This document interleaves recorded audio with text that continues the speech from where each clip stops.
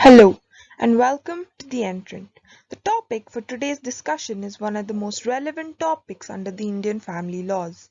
The right to maintenance under the Hindu law holds great importance when it comes to questions asked in competitive exams. Before getting into the provisions of the Act, let us understand a little about the concept of maintenance itself. The act of giving financial assistance to either of the litigating parties on an application made by them and only through an order passed by the court is known as maintenance. The two main purposes behind granting maintenance are to reduce the burden on the spouse due to the material change in economical position on the granting of decree of divorce, and to maintain the standard of living of the spouse equivalent to that of the other spouse and in accordance with status prior to the separation. It is granted during the divorce proceedings or after the decree of divorce has been granted and ceases to exist on the death or remarriage of the alimony holder. Section 3 Clause B of the Hindu Adoption and Maintenance Act of 1956 defines maintenance as including provision for food, clothing, residence, education, and medical attendance and treatment, and in case of an unmarried daughter, also the reasonable expenses of and incident to her marriage. Following are a few provisions dealing with the granting of maintenance. The first being Section 125 of the Code of Criminal Procedure 1973.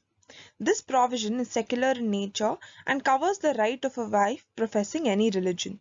The second being Section 20 of the Protection of Women and the Domestic Violence Act, which provides specific and effective remedies to a victim of domestic violence, and the scope of legislation covers not only the wife but every woman who has been living in the relationship in the nature of marriage. The third and fourth being the Hindu Marriage Act 1955 and the Hindu Adoption and Maintenance Act of 1956, which we will be discussing in detail today. The Hindu Marriage Act of 1955 broadly classifies maintenance under sections 24 and 25 into temporary maintenance or pendente lite and permanent maintenance. Temporary maintenance is awarded by courts during the continuation of proceedings of the divorce. The purpose is to meet the necessary and immediate expenses of the spouse who is a party to the proceedings and can be claimed under Section 125 Clause 1 of the CRPC. Section 25, on the other hand, deals with permanent maintenance. It refers to the granting of a sum on a periodical basis or on a continued basis once the proceedings have been disposed of, and either of the parties is entitled to receive it. The Hindu Adoption and Maintenance Act contains important provisions regulating the granting of maintenance. It grants maintenance rights to wives, widowed daughter-in-laws, children, aged parents, and other dependents. Section 2, Clause 1 of the Act states that the Act applies to any person who is a Hindu by religion, including its forms and developments, like the members of the Veerashaiva, Lingayat, Brahmo, and Arya Samaj, and to Sikhs, Buddhists, and Jains. To any person who is not a Muslim, Christian, Parsi, or Jew. Section 18 of the Hindu Adoption and Maintenance Act deals with the maintenance of wife. Section 18 Clause 1 states that a Hindu wife shall be entitled to be maintained by her husband during her lifetime and is applicable when she lives with her husband. However, Clause 2 states that a Hindu wife shall be entitled to live separately from her husband without forfeiting her claim to maintenance if the husband is guilty of desertion or of willfully neglecting her, if he has treated her with cruelty which has caused a reasonable apprehension in her mind that it will be harmful or injurious to live with her husband, if the husband is suffering from a virulent form of leprosy or has any other wife living, if he keeps a concubine in the same house or habitually resides with the concubine elsewhere, if he has ceased to be a Hindu by conversion, or if there is any other cause justifying the wife living separately from her husband. Clause 3 states that a Hindu wife shall not be entitled to separate residence and maintenance from her husband if she is unchaste or ceases to be a Hindu by conversion to another religion. Section 19 of the Act deals with the maintenance of the widowed daughter-in-law.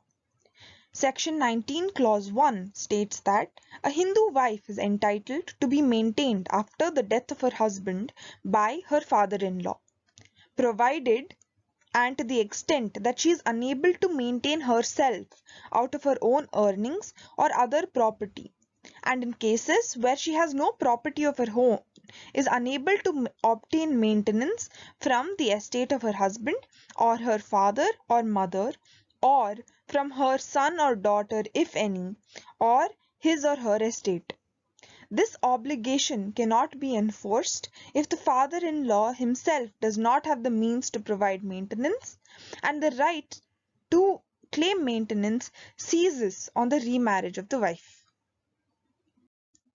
Section 20 of the Act deals with the maintenance of children and aged parents. Section 20 Clause 1 states that a Hindu is obligated to maintain his or her legitimate or illegitimate children and his or her aged or infirm parents.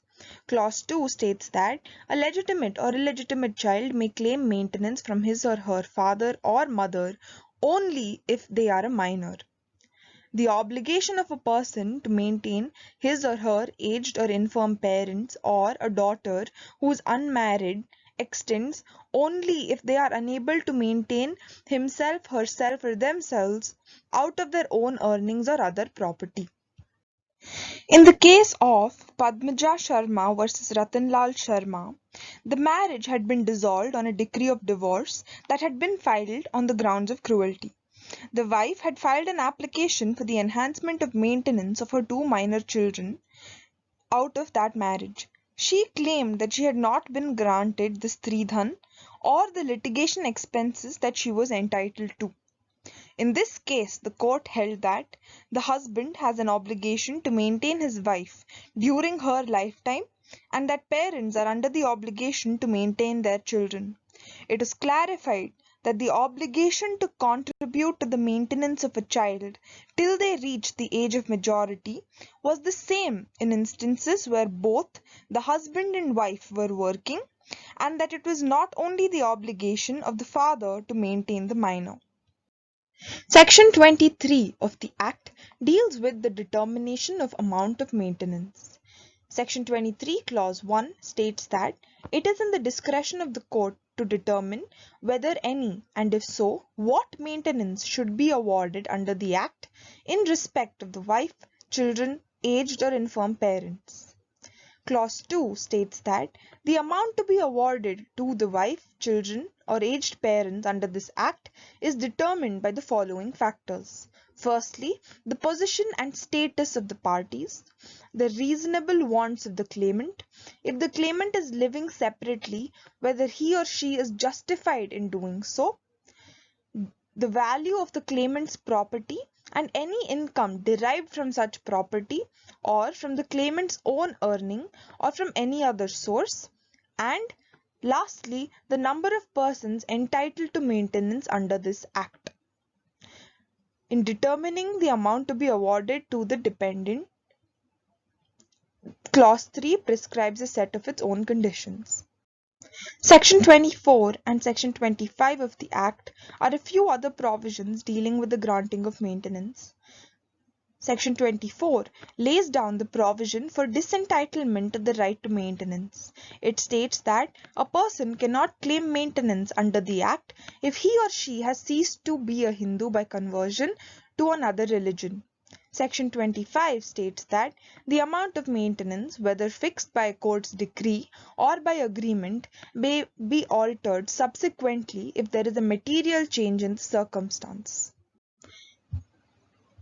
I hope this video was helpful in providing a simple and clear understanding of maintenance under Hindu laws as per the Hindu Adoption and Maintenance Act of 1956 and the Hindu Marriage Act of 1955. For any further queries, please drop your questions in the comment box below. Please like and share the video and subscribe to the channel.